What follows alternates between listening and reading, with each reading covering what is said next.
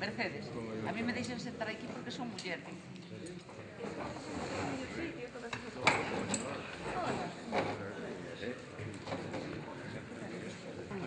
Sí, aquí nosotros tenemos un afortunado entonces. Sí.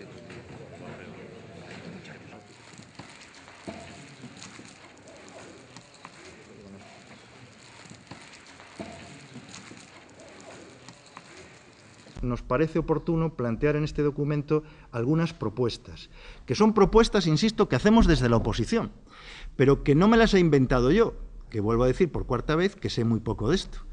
Es que las hemos plasmado en un documento, primero creando un grupo de trabajo de gente que sabe de esto. Segundo, escuchando a gente, como estamos haciendo hoy aquí, porque yo lo que quería es al final escuchar también, más que hablar, y con todo eso hemos hecho un documento. Ese documento es un documento de partido, es un documento político.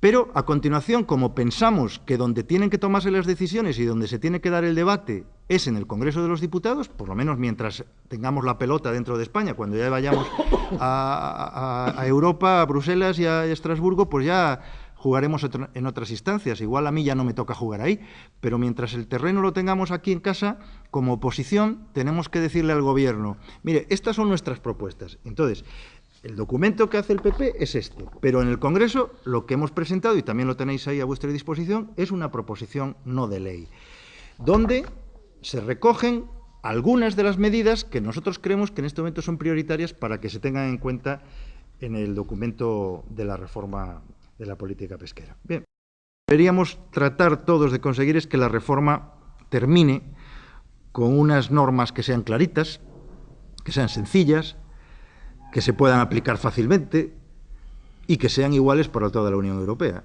no que le toquen a España aplicarlas de una manera y a otros países aplicarlas de otra, como ya nos ha ocurrido en algunos otros casos.